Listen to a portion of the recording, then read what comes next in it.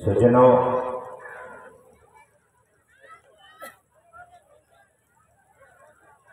राजा दशरथ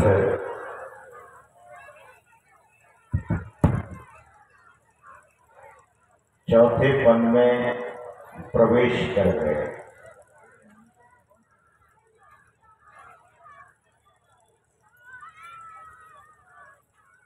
कान के बगल का बाल श्वेत हो गया, सफेद हो गया।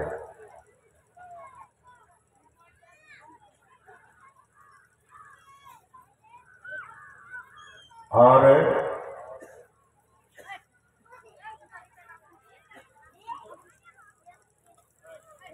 राजा दशरथ को तब तक पुत्र की प्राप्ति नहीं हुई।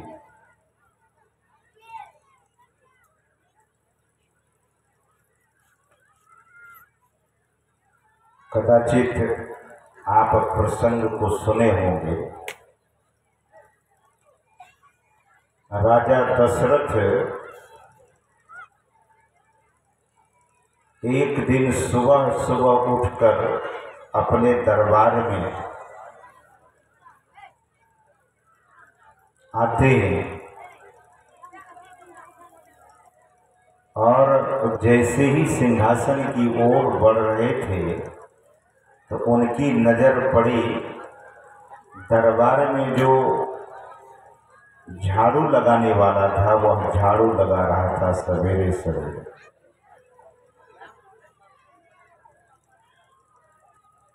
झाड़ू लगाने वाला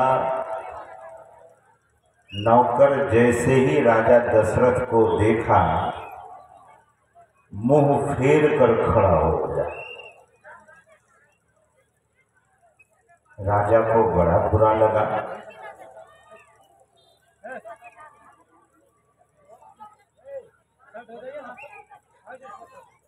राजा को इतना बुरा लगा, ये तो हमारे दरबार में सेवा करने वाले दरबारी लोग हैं, मेरे नौकर हैं, मुझे देखकर मुंह फेर लिया इसने।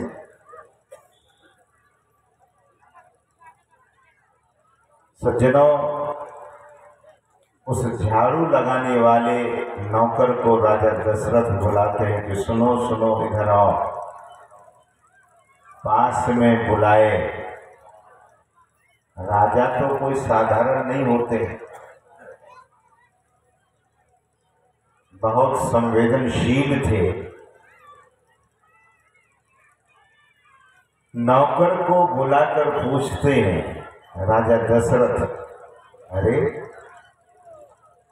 मुझे देखते ही तुमने मुंह फेर लिया, इसका वजह क्या है, इसका क्या कारण था? नौकर ने कहा कि महाराज, मैं अपने गुरुजनों से यह सुना हूं कि सुबह सुबह निबुत्तर का मुंह नहीं देखना चाहिए, इसीलिए मैं मुंह फेर लिया। राजा को इतनी बड़ी बात उनका नौकर ने कह दिया। राजा उल्टे पांव अंतःपुर की ओर लौट गए। नौकर को डांटा नहीं, फटकारा नहीं। राजा थे, कुछ भी कर सकते थे। ध्यान दीजिएगा, प्रसंग तो कदाचित आप पहले कभी सुने होंगे, लेकिन राजा कितने सहनशील थे। नौकर ने ऐसी बात कही तो भीतर से वे टूट गए। राजा टूट गए भीतर से और सत्य बात को स्वीकार भी किया कि सच में मुझे कोई संतान नहीं है, तब न मेरा नौकर ऐसा कहा है, सत्य ही तो कहा है। राजा थे सज्जनों, राजा दशरथ चाहते तो उस नौकर को राज्य निकाला दे सकते थे, फांसी की सजा दे सकते थे, कोई भी दंड का प्रावधान कर सकते थे, लेकिन राजा ने ऐसा कुछ नहीं किया। तभी ऐसे राजा के घर में भगवान आकर बाद में जन्म लेते। क्यों? क्योंकि सहने की क्षमता थी। छोटे लोगों की बात को सामर्थ्य होते हुए पर भी छोटे लोगों की बात को जो सहन कर लेते हैं वो महान होते हैं। सच्चे लोग वो कोई साधारण नहीं होते। गए सत्य को स्वीकारते हुए अंतर को स्नान करते और गुरु से जो दीक्षा मंत्र मिला था, ध्यान करने की युक्ति मिली थी, राजा दशरथ स्नान ध्यान करके आसन से उठकर बिना कुछ खाए पिए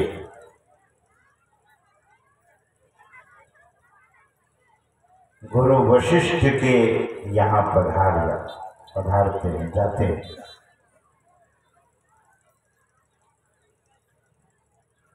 और सज्जनों,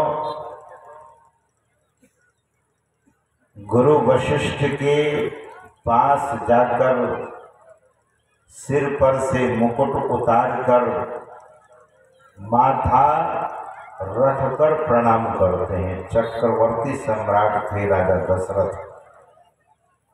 केवल राजा ही नहीं थे, राजाओं के भी राजा थे, चक्रवर्ती।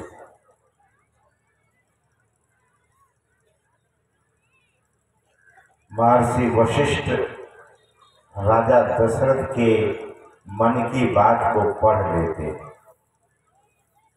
उनकी उदासी को देखते हैं और उदासी को देखकर पूछ बैठते हैं। यद्यपि वे साधारण महापुरुष नहीं थे और साधारण महापुरुष थे, तो अपनी व्यथा को व्यक्त करते हैं राजा दशरथ। सज्जनों,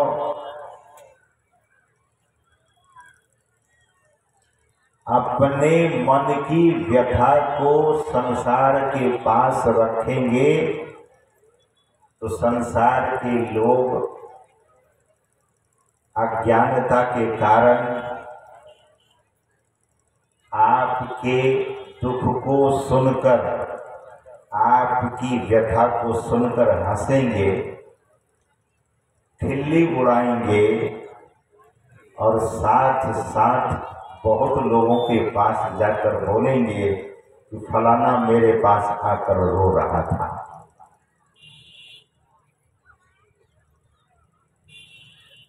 इसीलिए रहीम कवि कहते हैं कि रहीमन निजमन की व्यथा, मन ही राखो कोई, सुन अठलइहे लोग सब, बांट न लइहे कोई। संसार को दुखड़े सुनाएंगे, संसार के लोगों के पास अपनी व्यथा सुनाएंगे, तो हो सकता है उस व्यक्ति की निंदा होगी। शास्त्र कहता है, संतवाणी कहती है, आपको अपनी व्यथा, अपने मन की बात किसी को सुनानी है तो मात्र एक संत सद्गुरु को सुनाइए।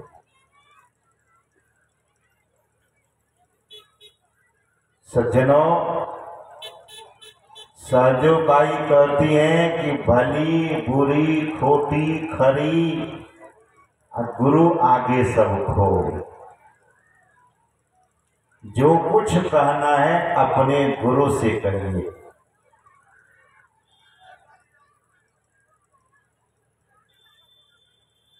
गुरु तत्व ऐसा तत्व है कि जहां श्री हरि नारायण भी, श्री हरि नारायण का भी सर झुकता है।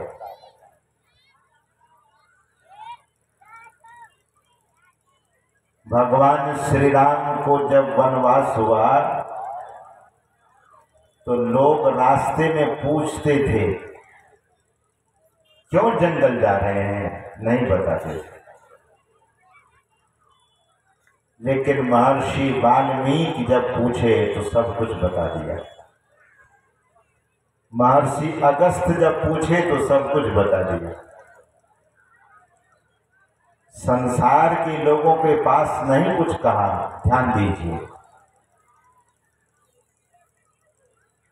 आपके समस्या को समाधान ईश्वर करते हैं, सद्गुरु कर सकते हैं।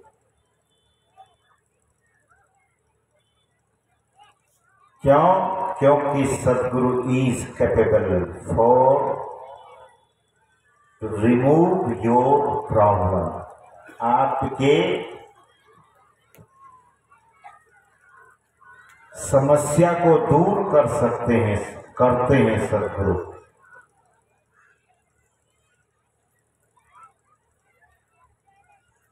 इसलिए सजबाई करती है।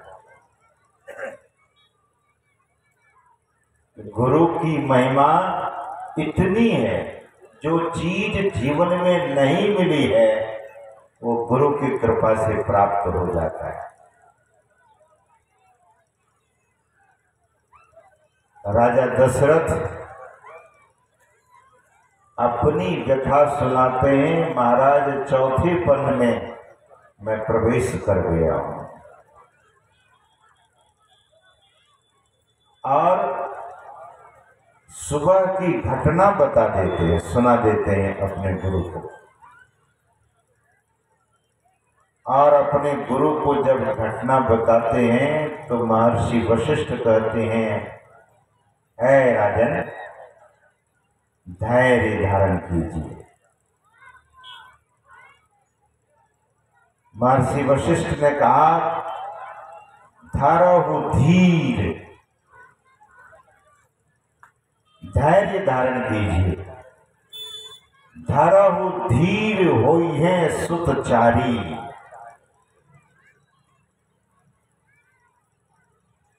महर्षि वशिष्ठ ने कहा कि धैर्य धारण कीजिए राजन, एक नहीं चार चार पुत्र होंगे आपको, यानी एक नहीं चार पुत्र होंगे।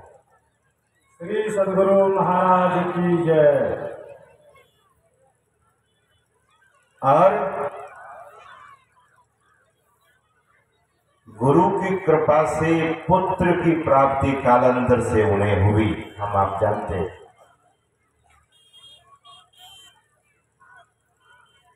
महर्षि वशिष्ठ ने कहा कि श्रृंगी ऋषि को आप निमंत्रण दीजिए।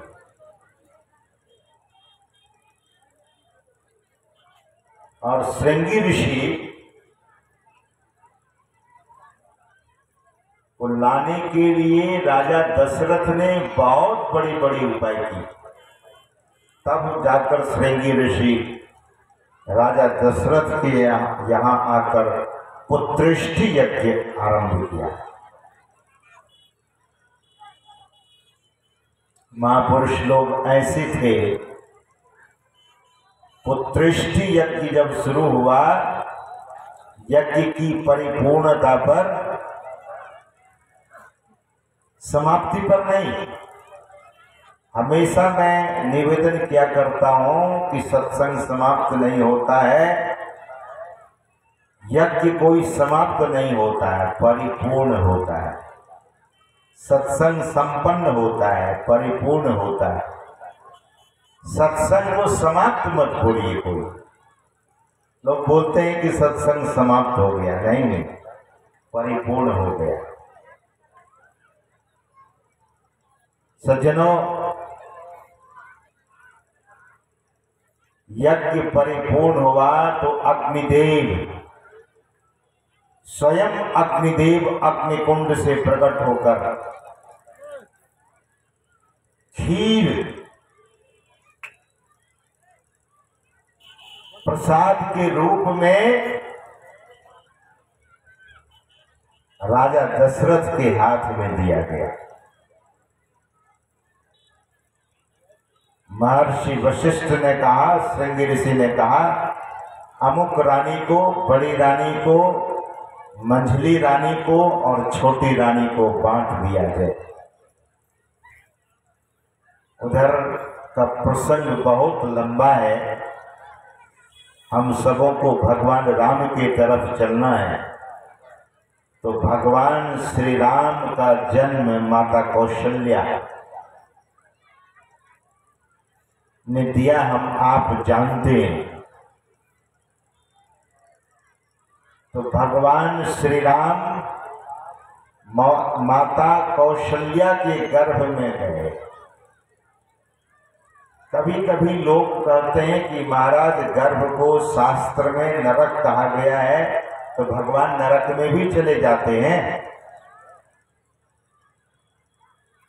तो संतों ने कहा कि भगत हेतु भगवान प्रभु, भगवान भक्त के हेतु नरक में भी जाते। सज्जनों, भगवान का जब जन्म हुआ और वो समय आज का ही समय था, नवमी तिथि मधुमास पुनीता।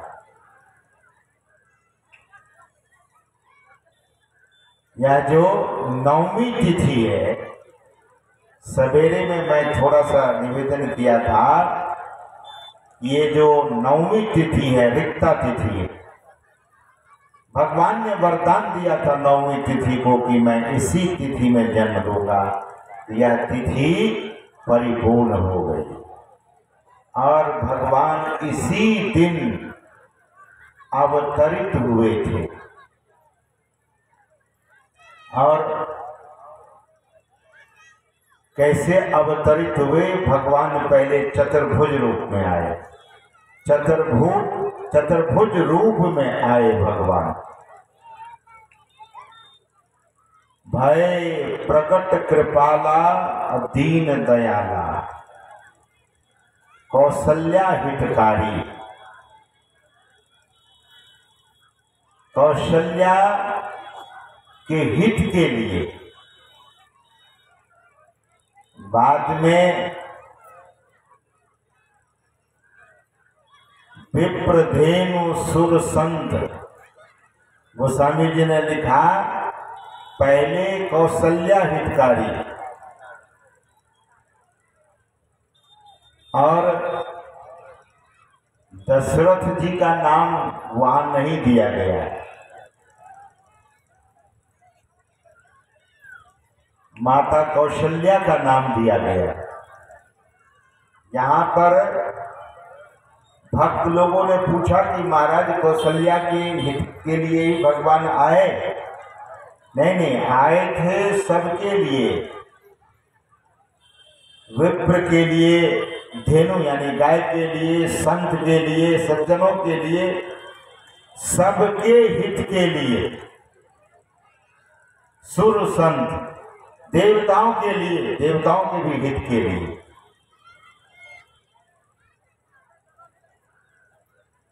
सज्जनों, भगवान का अवतार सबों के लिए, लेकिन माता के सामने चतुर्भुज रूप में आए तो माता को वह रूप अच्छा नहीं लगा। चतुर्भुज रूप देख करके माता क्या बोली? कौशल्या कहती है, माता पुनि बोली सोमति डोली, तजहु तात यह रूपा।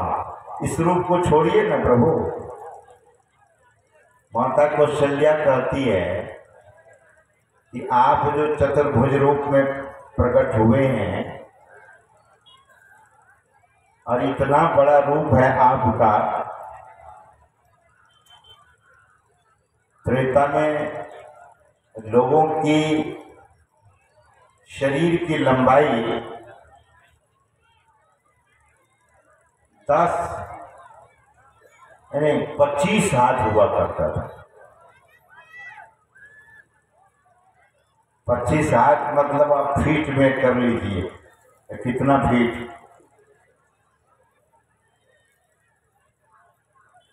सज्जनों, ऋषभ देव जी महाराज का जो शरीर था सतयुग में, उनके शरीर के बारे में वर्णन आया है श्रीमद् भागवत में। 100 हाथ का शरीर था। 100 हाथ का शरीर कितना ऊंचा होगा, मैं समझता हूँ बांस से भी कितने। सज्जनों, कलयुग में 3.5 हाथ का ही मनुष्य इतना गर्व करता है। तो माता कौशल्या ने भगवान से कहा कि हर माता शिशु को जन्म देती है और आप इतना बड़ा रूप बनाकर आए हैं, कोई कहेगा कि ये कौशल्या का बेटा है?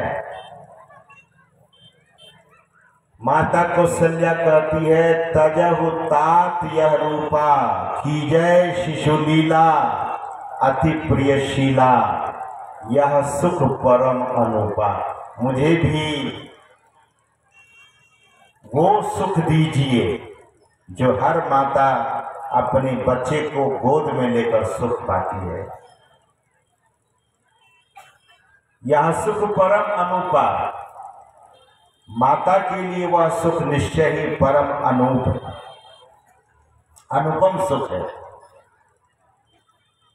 और भगवान को यह कहकर कौशल्या माता बाध्य कर देती है कि आप इस रूप में आइए, शिशु रूप में। और भगवान शिशु रूप में आगे सुनी वचन सुजाना रोदन ठाना होई बालक सुरभूपा। सज्जनों, भगवान शिशु के रूप में आकर और साधारण बच्चे की तरह रोने लगे। गोस्वामी तुलसीदास जी महाराज कहते हैं कि हर माता के लिए, कौशल्या के लिए तो हुआ ही, हर माता के लिए वह सुख अनुपम है। और सज्जनों, भक्त के कारण भगवान बच्चे बन गए, शिशु बन गए। भक्ति के संबंध में हम आप सुन रहे हैं कि भक्त भगवान को बच्चा भी बना देता है, बाध्य कर देता है। भगत हेतु भगवान प्रभु राम धरे तनु भूप अकिए चरित पावन परमा प्राकृत नर अनुरूप। यहाँ गोस्वामी तुलसीदास जी महाराज की लेखनी बहुत संभल कर इस बात को लिख रहे हैं। और यही विशेष बात है गोस्वामी तुलसीदास जी महाराज की।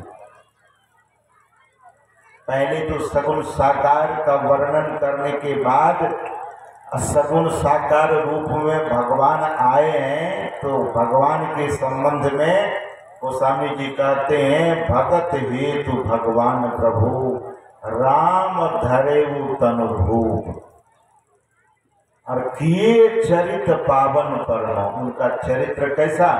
और पावन नहीं, पावन, पवित्र और पुनीत चरित्र भगवान ने ऐसी लीला की जो लीला अत्यंत ही पुनीत और पवित्र लीला। और हम सबों को यह बात प्रेरणा देती है कि हम सब के भीतर में भक्ति की प्रगाढ़ता इतनी हो जाए, भक्ति की गहराई इतनी हो जाए, भक्ति में हम इतने गहरे उतर जाएं कि वे ईश्वर जो मायापति हैं, वे ईश्वर भी हम आपके सामने शिशु बन जाए। और वह परमात्मा दरअसल में हम सबों से अत्यंत ही बहुत ही सरल है, इसीलिए बालक रूपी साइया कहा गया उसे। ईश्वर बालक की तरह, बालक रूपी साइया खेले सब घट माही। उस परमात्मा के प्रति कैसी भक्ति होनी चाहिए, और भक्ति की शुरुआत कहाँ से होती है, भक्ति कहाँ से शुरू करनी चाहिए, यह मानस में ही सबरी प्रसंग में नवधा भक्ति, अंत में भगवान अपने श्रीमुख से 9 प्रकार की भक्ति का वर्णन करते हैं। कौशल्या को खुशी भी हुई, सुख भी लगा, और माता कौशल्या को दुख भी बहुत हो गया जब भगवान जंगल चले गए। और बड़े बड़े राक्षसों को मारकर रावण का वध करके भगवान जब लौटे, तब माता कौशल्या ने पूछा कि बड़े बड़े राक्षसों को कैसे मारा। तो भगवान श्री राम अपनी दुहाई नहीं देते, तब गुरु की दुहाई देते। भगवान के चरित्र को जब हम आप देखेंगे तो भगवान अपनी महिमा कहीं नहीं दिखाते, और नवधा भक्ति भगवान कहाँ कहते हैं, किस जगह कह रहे हैं।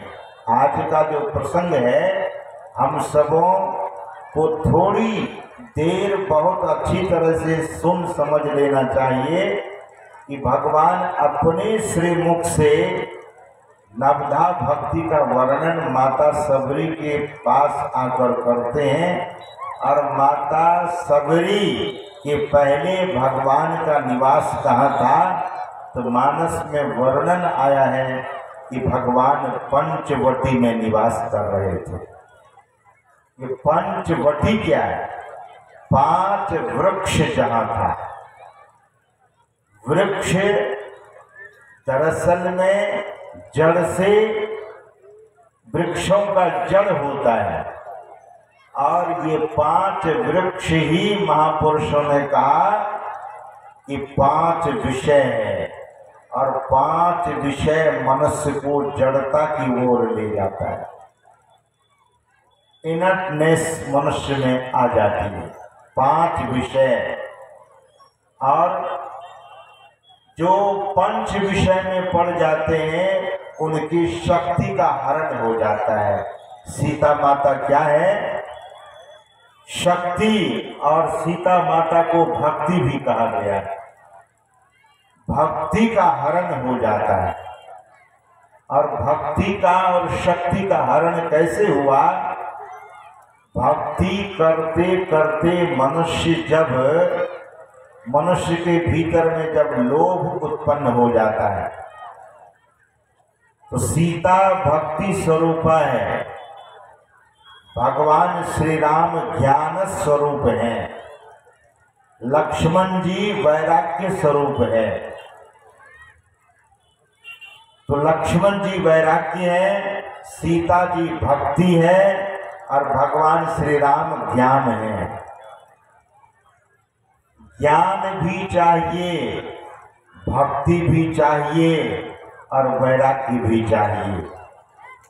पंचवटी में घटना घटी है, और तब भगवान के गए हुए 13 वर्ष बीत गए।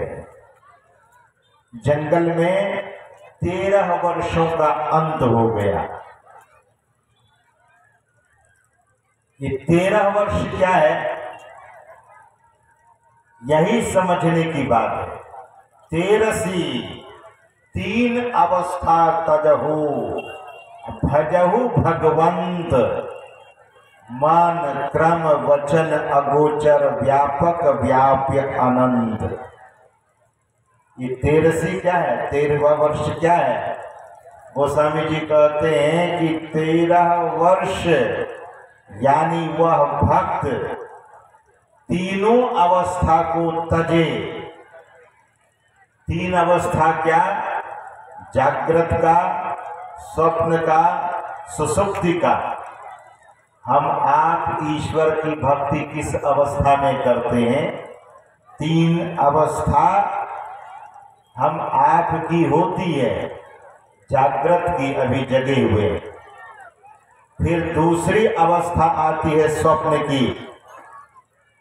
गहरी नींद के पहले जो अवस्था आती है वो स्वप्नावस्था है।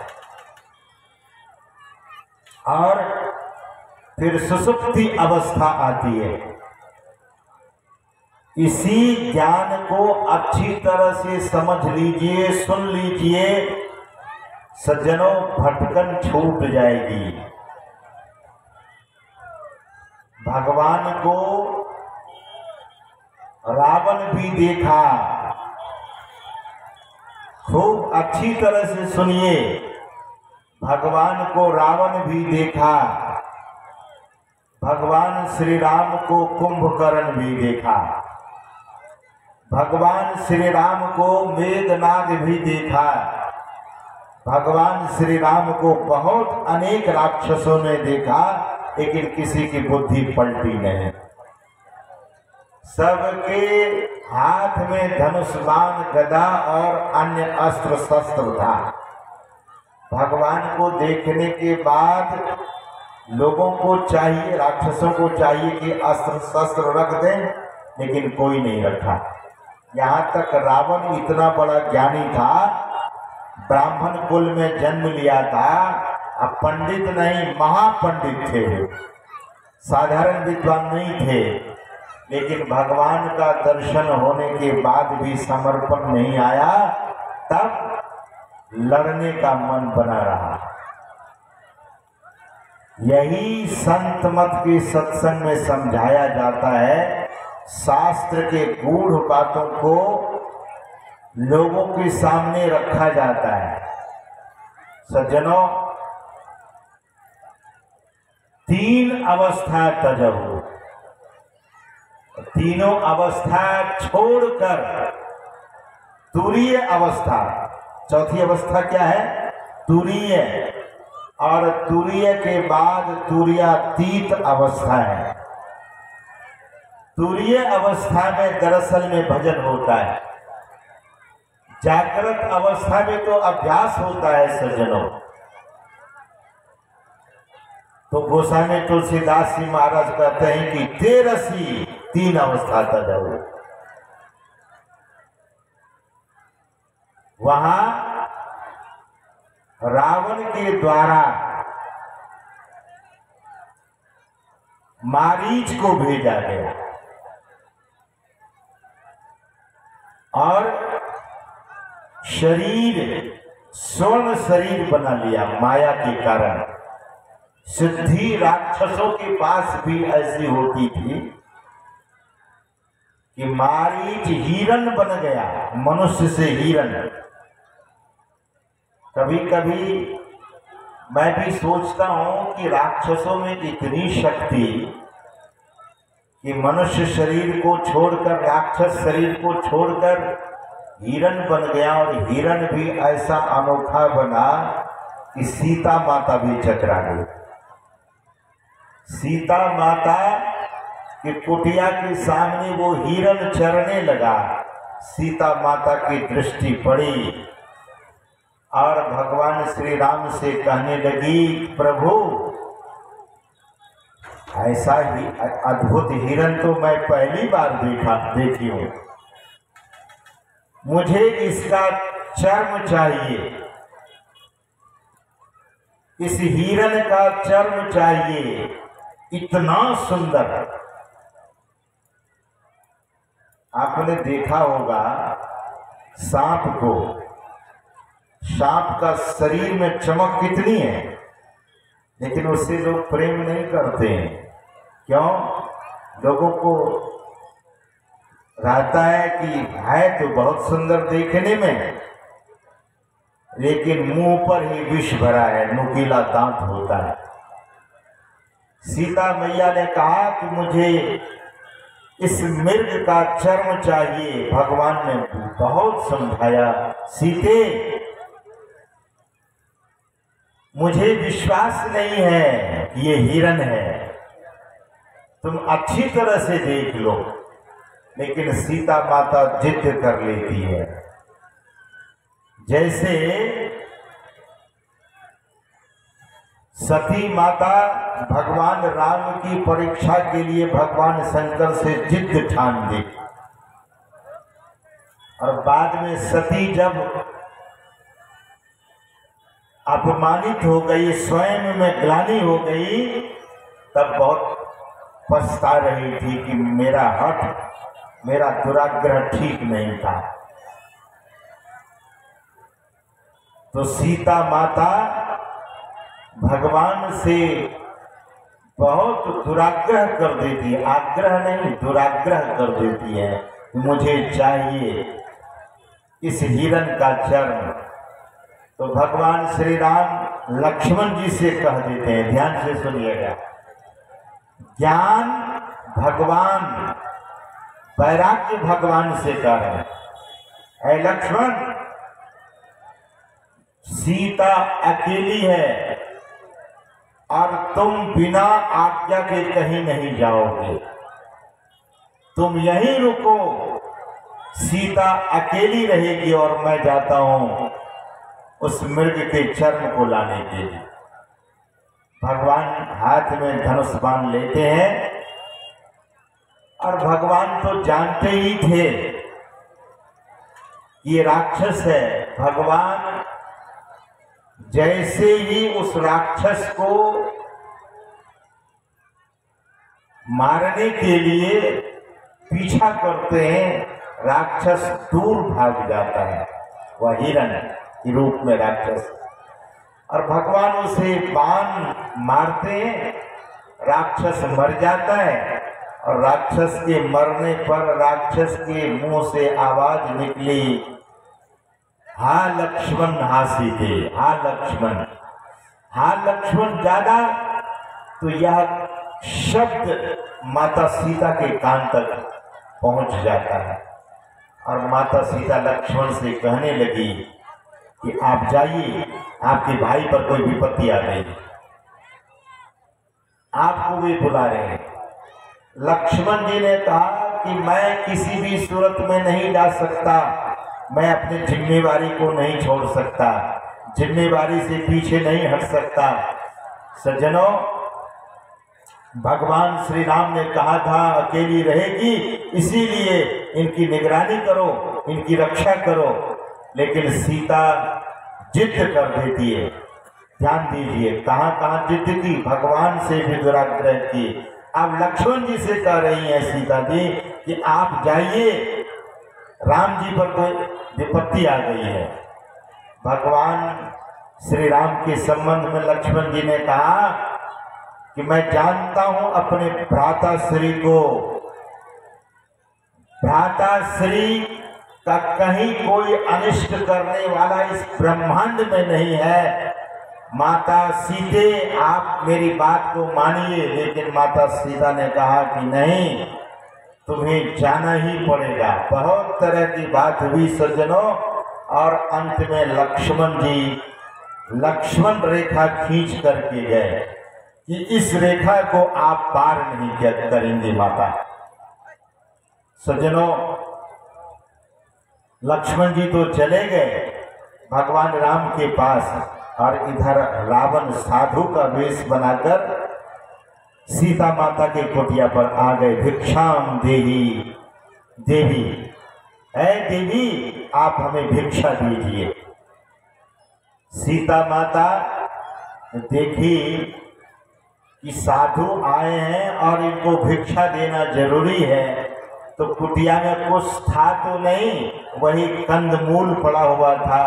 तो कंदमूल छोटी सी डाली में लेकर और रावण को देने लगती है। तो रावण कहता है नहीं, यहाँ जो एक लकीर खींची गई है, पता नहीं किसके द्वारा, उस लकीर के बाहर आप आइए तो मैं भिक्षा ले लूंगा। क्योंकि रावण जब उस लकीर को पार करना चाहता था, लक्ष्मण रेखा को, तो रावण पार नहीं कर सकता था। रावण के जाते ही रावण का शरीर वहां जलना शुरू हो जाता था। ये लक्ष्मण रेखा क्या है? ये संयम का रेखा है। जिस व्यक्ति के जीवन में वैराग्य नहीं है उन्हीं की शक्ति का ह्रास होगा। कौन हरेगा? तो कहते हैं काम रूप रावण। और रावण रूप काम, दरअसल में यह काम शक्ति का हरण करता है। माता सीता को पहले लोभ हो गया। भक्ति में अगर कोई लोभ करता है, भक्ति में कोई व्यापार करता है, संत कबीर साहब ने कहा कि भक्ति में अगर व्यापार करेंगे तो घाटे के सौदे में चले जाएंगे। कबीर साहब ने कहा कोई आवे दुख का मारा हम पर कृपा कीजिए। अब भक्ति तो कर रहे हैं लेकिन परमात्मा से मांग रहे हैं। आपने देखा होगा जो छोटा बच्चा होता है, कभी भी जो शिशु है, जो बोल भी नहीं सकता है, माँ से दूध पिलाने के लिए नहीं कहता है, कपड़े बदलने के लिए नहीं कहता है, तेल लगाने के लिए नहीं कहता है, बच्चा तो केवल हाथ पैर पटकते रहता है, अपने झूले पर पालना में झूलता रहता है। माँ को पता है कि इस बच्चे को क्या क्या देना है। महापुरुष कहते हैं कि हम सबों को वैसा ही समर्पित भक्ति में समर्पण, और इसी बात को सदगुरु महाराज कहते हैं कि सब कुछ समर्पण कर गुरु की भक्ति करनी चाहिए। तो सज्जनों, 13 वर्षों तक कुछ नहीं हुआ। जब तक तेरसी चलती रही तो 13 वर्ष तक कुछ नहीं हुआ, और 14 वर्ष में यह घटना घटी है।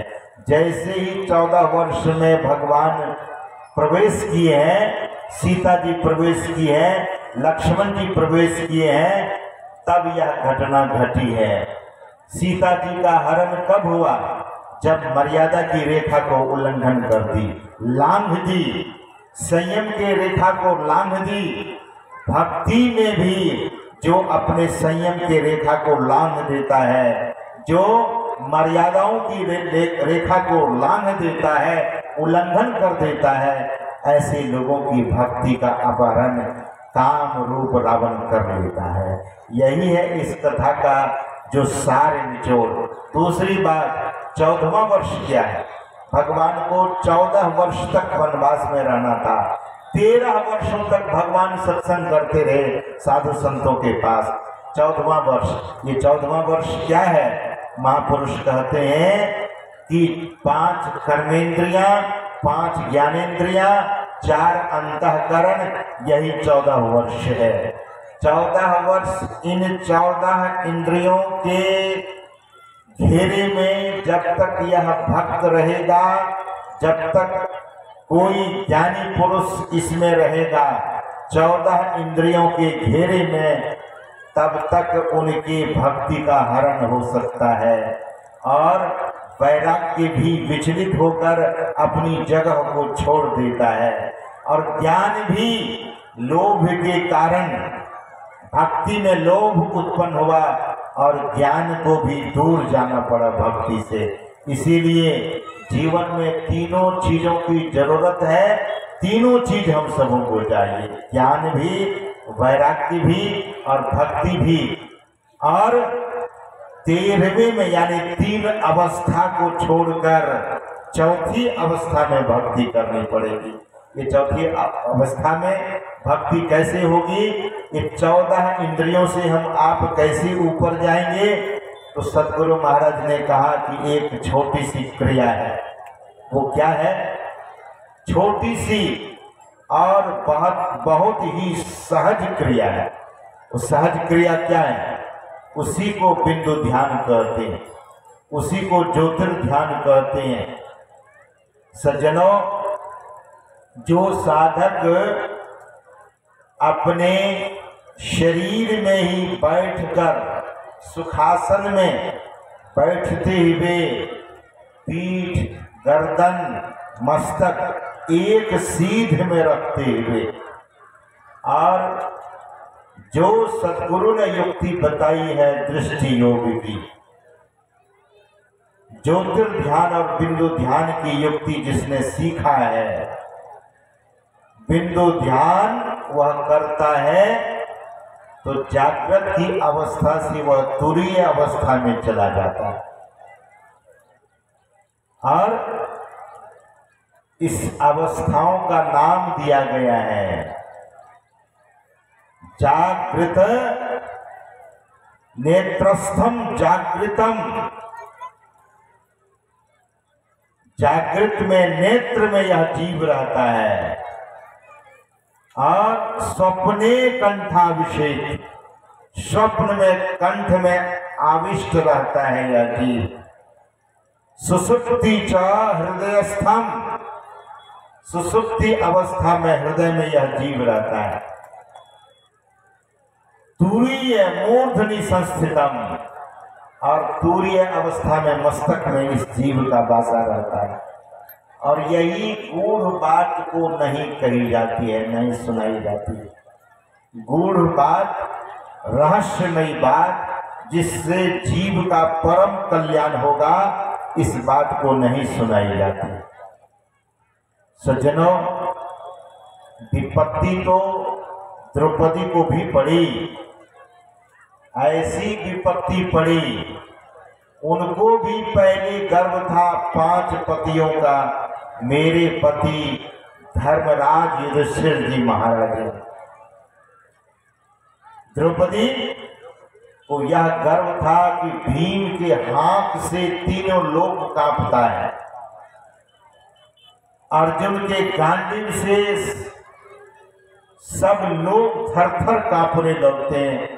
अर्जुन के गांडीव जब वे धनुष के टंकार करते थे तो बड़े बड़े वीर लोग हिल जाते थे। और नकुल सहदेव इतने पंडित थे, ज्ञानी थे, अपने 5 पतियों पर बहुत नाज था। दुशासन जब साड़ी पकड़कर खींचने लगा तो सोची कि यहाँ तो 5 पति मेरे बैठे हुए हैं, लेकिन दुर्योधन सबों को दास बना लिया था। तब द्रौपदी ने देखा, द्रौपदी सोचने लगी कि पितामह भीष्म बैठे हैं, द्रोणाचार्य बैठे हैं, कृपाचार्य बैठे हैं, बड़े बड़े महारथी बैठे हैं, सबकी ओर द्रौपदी अपनी दृष्टि ले जाती है और सबका सिर नीचा हुआ। 5 पांडव सिर नीचा करके बैठा हुआ है और भीष्म पितामह भी सिर नीचा करके बैठे हुए। धृतराष्ट्र को तो कुछ दिखता ही नहीं है। जब देखी यहाँ अब मेरी लाज नहीं बचेगी तो अंत में भगवान को बुलाती। सज्जनों, भगवान को भी इस प्रकार बुलाती है कि नाम अलग अलग लेने पर भगवान तो एक ही है और प्रभु का नाम अनंत है। भगवान एक है, इसीलिए कहा गया है कि एक नाम का जप और एक रूप का ध्यान करेंगे तभी नाम की सिद्धि होगी, जपात सिद्धि होगी, और मानस ध्यान भी तभी सिद्ध होगा जब एक रूप का ध्यान करेंगे। भगवान को बुलाती है द्वारिकाधीश। तो भगवान भोजन कर रहे थे, उठकर चल पड़े, इतने में बोले गोवर्धन धारी। तो भगवान अब द्वारिका से गोवर्धन पर्वत को उठाएंगे तब न चलेंगे, गिरधर गोवर्धन धारी। तो भगवान को अनेक नाम से बुलाने पर भगवान को विलंब हो रहा था। द्रौपदी की लाज तो हम आप जानते हैं कि भगवान बाद में जब द्रौपदी ने कहा हृदय के मेरे ईश्वर, तो भगवान साड़ी ही बन गए। दुशासन खींचते खींचते थक गया, 10,000 हाथी का बल समाप्त हुआ और दुशासन गिर गया मूर्छित होकर। बल का जब भी कोई दुरुपयोग करता है वह बलहीन हो जाता है, और जो बल का सदुपयोग करता है वह बलवान हो जाता है सज्जनों। दुशासन का 10,000 हाथी का बल, जिसकी भुजा में 10,000 हाथी का बल था, वह बल समाप्त हो गया और द्रौपदी को बल ईश्वर का बल था, दुशासन का बल अपना बल था सज्जनों। तो द्रौपदी अनेक नामों से बुला रही थी। एक बार द्रौपदी के सामने भगवान श्री कृष्ण खड़े थे और 5 पांडव भी खड़े थे, द्रौपदी भी वहीं समीप में थी। तो द्रौपदी भगवान से कहने लगी कि प्रभु, आप तो मेरे एक से एक विपत्ति को नष्ट किए हैं, उबार दिए हैं, लेकिन जब हस्तिनापुर में मेरी लाज अब जाएगी तब जाएगी, उस समय मैं आपको बुला रही थी तो आप आते क्यों नहीं थे? तो भगवान ने याद दिलाया कि द्रौपदी, भगवान श्री कृष्ण द्रौपदी को कृष्णा कहा करते थे। कृष्णा इसलिए कि वे अग्नि से उत्पन्न हुई थी। दूसरी बात, द्रौपदी में सहन करने की क्षमता बहुत थी। वैसे तो हर नारी में सहने की क्षमता अधिक होती है, पुरुषों से अधिक होती है, लेकिन द्रौपदी में बहुत अत्यधिक क्षमता थी सहने की। तो भगवान श्री कृष्ण ने कहा कि द्रौपदी, तुम जब मुझे बुला रही थी तो कभी द्वारिकाधीश कह करके, कभी माखन चोर कहकर, कभी गोवर्धनधारी कहकर, तो कभी बांसुरी वाले कहकर, तो जब तुम नाम बदलती थी तो मैं रूप बदलता था। इसीलिए महापुरुषों ने कहा कि एक नाम का जप होना चाहिए और एक रूप का ध्यान होना चाहिए। इस कथा में यही बात हम आपको समझ लेनी है कि एक नाम और एक रूप। दूसरी बात, उदाहरण स्वरूप, आप यहाँ से पटना जाएंगे, यहाँ से कोलकाता जाएंगे, यहाँ से दिल्ली जाएंगे, तो किसी एक ट्रेन पर बैठेंगे। जो ट्रेन दिल्ली जा रही है, दिल्ली तो कई ट्रेन जाती है, लेकिन सभी ट्रेन पर आप नहीं बैठते हैं, एक ही ट्रेन पर बैठते हैं और उस ट्रेन का नाम बदलता नहीं है, उस ट्रेन का नाम वही रहता है। और जिस ट्रेन में आपने टिकट बुक किया है, उसी ट्रेन का नाम खोजकर उस ट्रेन पर आप सवार होते हैं। तो एक ही ट्रेन से जाना हुआ। इसी तरह से संत महापुरुष कहते हैं कि हो सकता है संसार का उदाहरण ज़्यादा सटीक नहीं होता है, उदाहरण उदाहरण होता है, एग्जाम्पल इज एग्जाम्पल। लेकिन महापुरुष कहते हैं कि जैसे आपको यात्रा तय करनी है तो एक ट्रेन पर बैठकर दिल्ली पहुंच जाते हैं और उस ट्रेन का नाम भी एक ही रहता है, ट्रेन का नाम बदलता नहीं है। उसी तरह से परमात्मा की भक्ति करना चाहते हैं तो एक नाम का जप करना पड़ेगा और एक रूप का ध्यान करना पड़ेगा। प्रहलाद एक ही नाम का जप करते थे और आप शास्त्र को उठाकर देखेंगे तो ध्रुव भी एक ही नाम का जप करते थे, भक्त ध्रुव, और एक ही रूप का ध्यान करते थे। पूज्यपाद महर्षि शाही स्वामी जी महाराज कहा करते थे, जमाने में अब तो हर नदी पर पुल बन गया है, उस जमाना कुछ ऐसा था, अभी भी नावें चलती है तो 10-10 नाव लगी रहती है नदी पार करने के लिए, लेकिन कितनी नाव पर सवार होते हैं? एक नाव पर सवार होते हैं। नाव मतलब नाम, नाम को नाव भी कहा गया है, नाव को नाम भी कहा गया है, नाम को नाव भी कहा गया है। दादू दयाल जी महाराज कहते हैं नाव यानी तारनहारा पार उतारा, तारनहारा भवजल पारा। दादू दयाल जी महाराज कहते हैं वह नाम तारने वाला है और भव सागर से पार उतारने वाला है। तो हम सबों को एक नाम का जप और एक रूप का ध्यान करेंगे तब आगे की बिंदु बिंदु ध्यान और ज्योतिर्ध्यान की योग्यता प्राप्त होगी।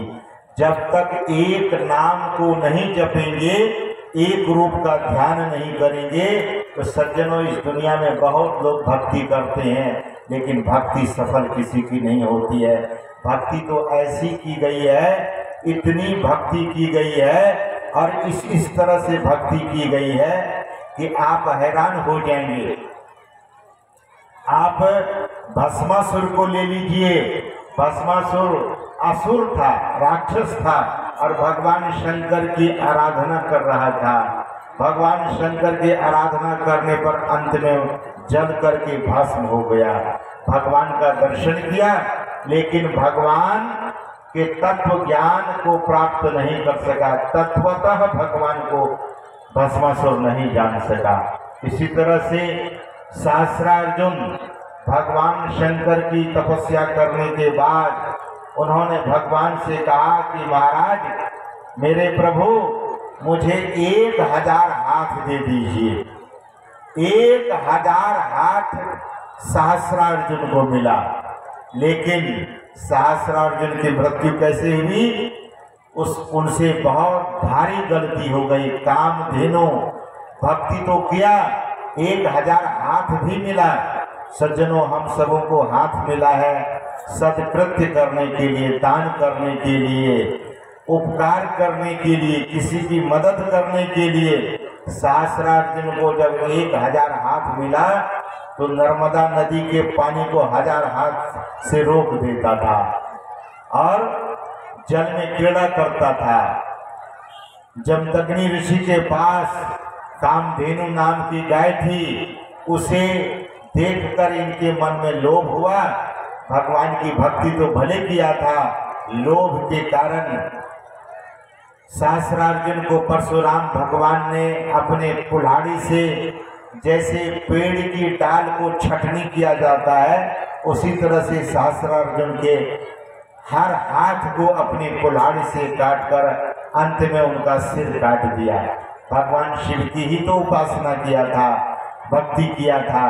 संत महापुरुष कहते हैं कि दादू सृजनहार के केते नाम अनंत, चित आवे सो लीजिए यो सुमरे साधु संत। इस तरह से सुमरिए जैसे साधु संतों ने सुमरण किया है, जप किया है, ध्यान किया है। हम आप नवधा भक्ति सुन रहे थे।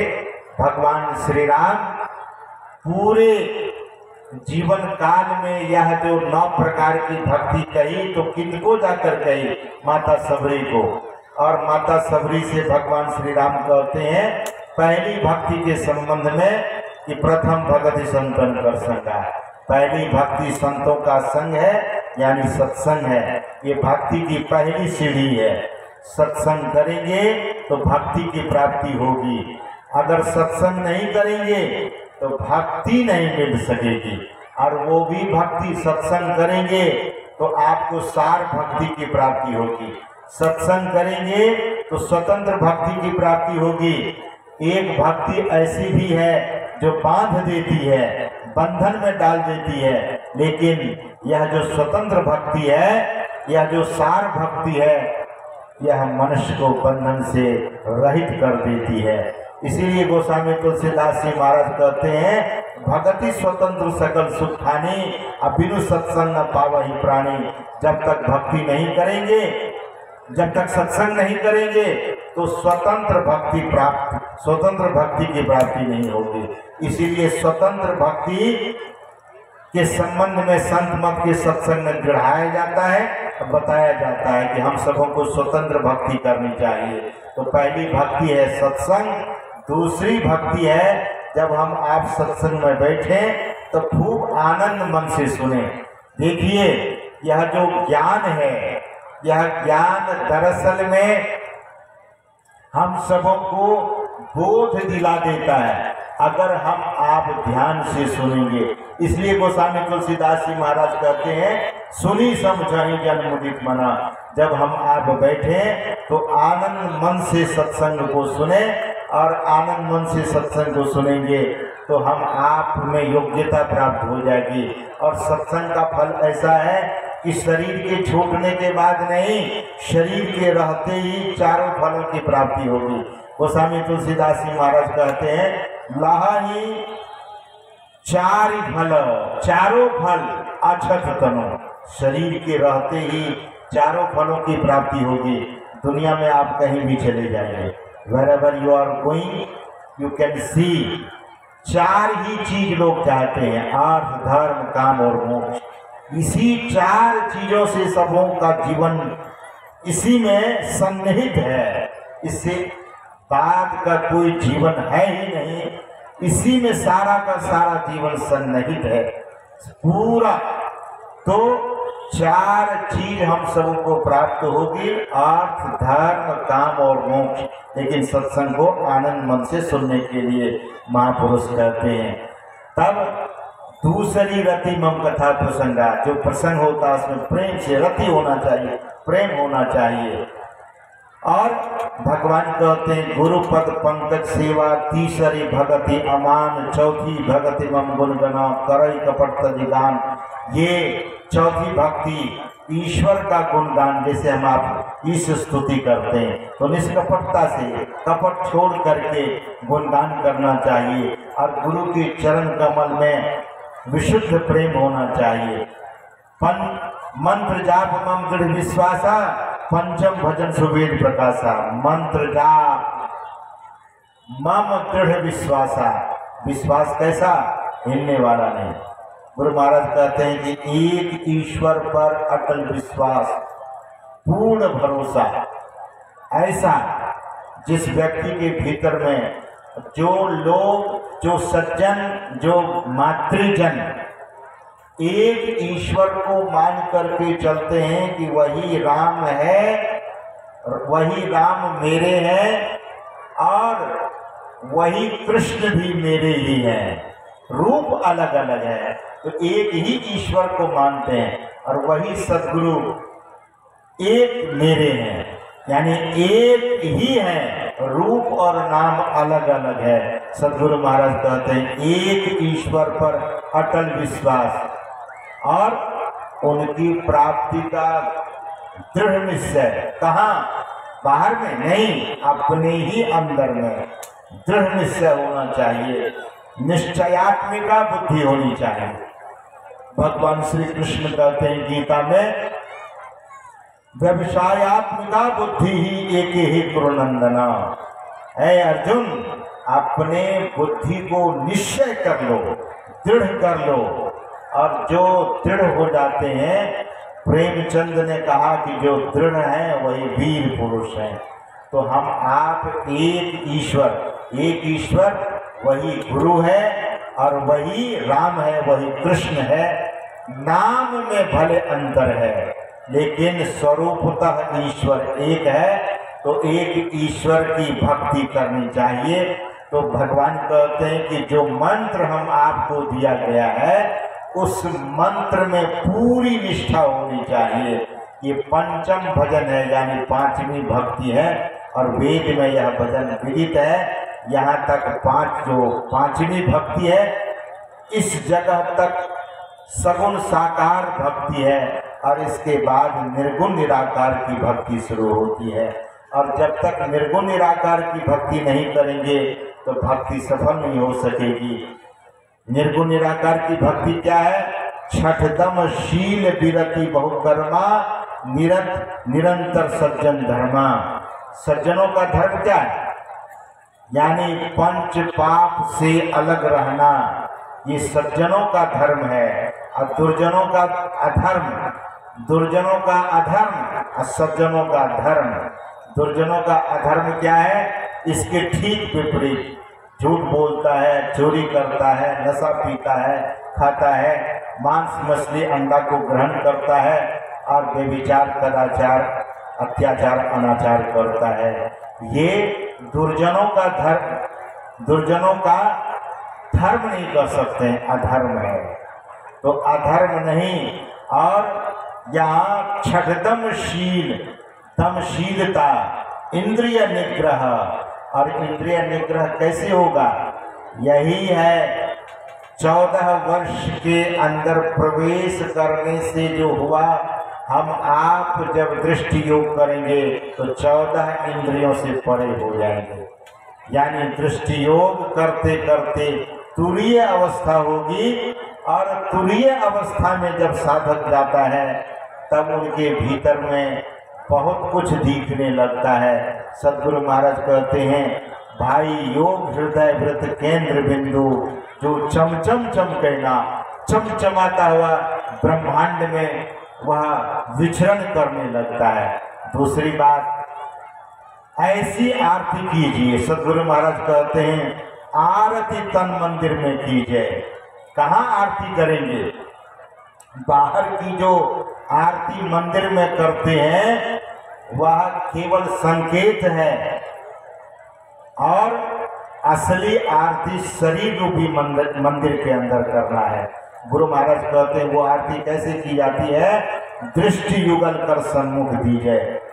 दोनों दृष्टि की धारों को जो एक करके आरती करते हैं तो गुरु महाराज कहते हैं चमके बिंदु सूक्ष्म अति उज्ज्वल। उनके उस साधक के भीतर उस आरती करने वाले सज्जन और मातृजन के अंदर में चमचमाता हुआ बिंदु का दर्शन होता है।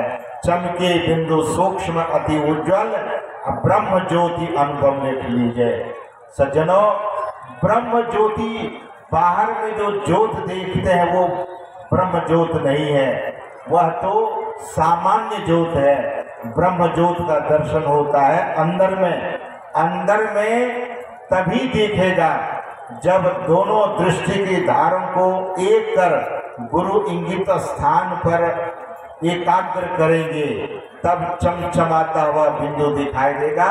और गुरु महाराज कहते हैं अति उज्जवल, अत्यंत ही उज्जवल होता है वह। और जगमग जगमग रूप ब्रह्मांडा निरखी निरखी ज्योति तज दी जाए, जगमगाता हुआ ब्रह्मांड का दर्शन होगा। सज्जनों, अभी तो हम आप आंख कोई बंद करे जिनके पास या युक्ति नहीं, कभी ध्यान नहीं किया है, तो आंख बंद करता है तो उसे अंधकार ही अंधकार दिखता है, उसे प्रकाश नहीं दिखता है। लेकिन संत मत के जो साधु लोग होते हैं, संत मत के जो सत्संगी लोग होते हैं, वे आंख बंद कर उस ब्रह्म ज्योत का दर्शन करते हैं।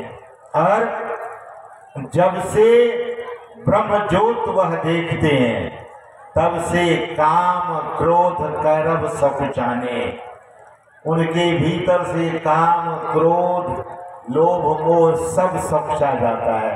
सज्जनों, यही है काम से छूटने का उपाय, यही है क्रोध से छूटने का उपाय, यही है लोभ से छूटने का उपाय।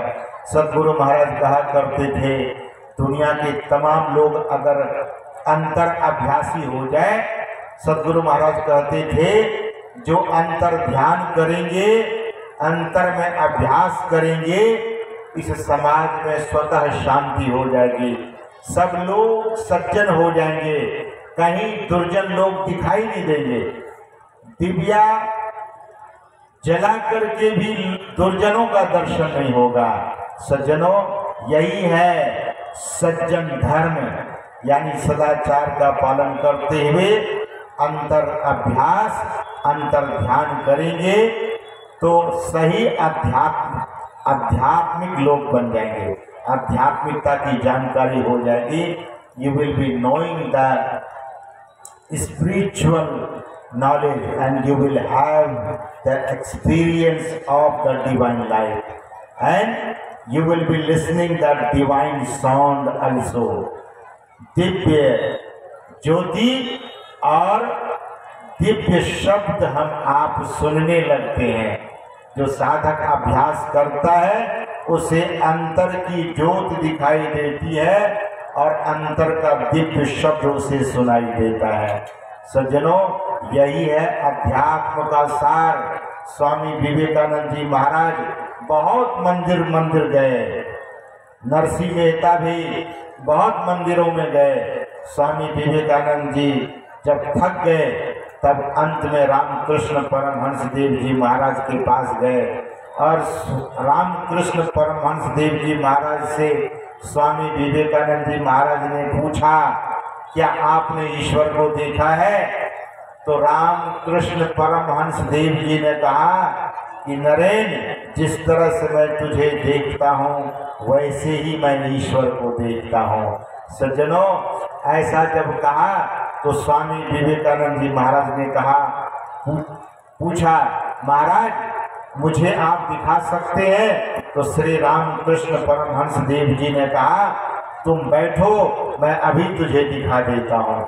और स्वामी विवेकानंद जी महाराज रामकृष्ण के चरण में बैठे और स्वामी रामकृष्ण परमहंस स्वामी विवेकानंद जी के सिर पर हाथ पधरा दिया तो दिखा क्या? वही जगमगाता हुआ ब्रह्मांड और ब्रह्म ज्योति का दर्शन पहले हुआ स्वामी विवेकानंद जी महाराज को। सज्जनों, स्वामी विवेकानंद जी ने कहा, जो कभी मैं नहीं देखा अपने जीवन में वो देखा है। तो इसी सार ज्ञान का प्रचार संत मत के द्वारा होता है। सद्गुरु महाराज ने कहा कि बाहर भ्रमण बालक खेल जैसन, जो बाहर में भटकते हैं उसी नीरा बालक के तरह है कि मिट्टी का भात, मिट्टी का दाल, मिट्टी की मिठाई, मिट्टी की सब्जी और मिट्टी के रसगुल्ले बनाकर खाता है और बाद में कहता है कि वो तो दरअसल में भोजन नहीं था। अपनी माँ से कहता है जाकर, माँ कहती है अभी तो तुम भोज कर रहे थे, खा रहे थे, खिला रहे थे। तो बच्चा कहता है कि नहीं नहीं माँ, वो तो झूठा खिलौना था, वो तो खेल रहा था। इसी तरह से संसार के लोग बाहर के जगत में खेल रहे हैं, दरअसल में वह ईश्वर सभी जगह है। तो हम आपके अंदर भी है और अंतर साधना करेंगे, अंतर ध्यान करेंगे, अंतर अभ्यास करेंगे तो अध्यात्म जगत के मूल चीज को जान सकेंगे। इसी के लिए यह सत्संग किया जाता है कि हर लोग अंतर अभ्यासी बने, अंतर ध्यान करे और बाहर भी सत्संग करके समझ बूझ कर अंत में अंतर यात्रा ही करने पर परमात्मा की प्राप्ति होगी। यही इस सत्संग का सार ज्ञान है। गुरु महाराज का यही उद्देश्य था कि सब लोग मिलकर ध्यान करें, सब लोग मिलकर सत्संग करें। तो इस सत्संग में, इस सत्संग को लाने वाले हमारे श्रद्धे महानंद बाबा और श्रद्धे चुनचुन जी, जो मेरे पास जाकर बहुत बार निवेदन किया, तो यह कार्यक्रम दरअसल में पूर्व से निर्धारित नहीं था, तो इनके आग्रह पर यह कार्यक्रम दिया गया। और यहाँ के लोग जो रतनसार के तमाम लोग हैं, इसमें रुचि लेकर, इसमें जो भी मुखिया, सरपंच और समिति, उप समिति, मैं सबों का नाम नहीं जानता हूँ, तो सब लोगों ने मिलकर, यहाँ की माताएं, बहनें, सभी लोग मिलकर के अपने धन का दान देकर धन का सदुपयोग किया और मनुष्य जीवन को सफल किया और लोगों को भी ज्ञान दान देने और दिलाने का काम किया है। यह सबसे पुनीत और पावन कर्म इन लोगों ने किया है। मैं तमाम आयोजकों के लिए परमाराध्य सद्गुरु महाराज से प्रार्थना करता हूँ कि आप लोगों पर सद्गुरु महाराज की महती कृपा पर से, उनकी महती कृपा से आप लोगों का जीवन सुखद, समृद्ध और भक्तिमय बने। इन्हीं शुभकामनाओं के साथ एक बार प्रेम से बोलिए श्री सद्गुरु महाराज की जय।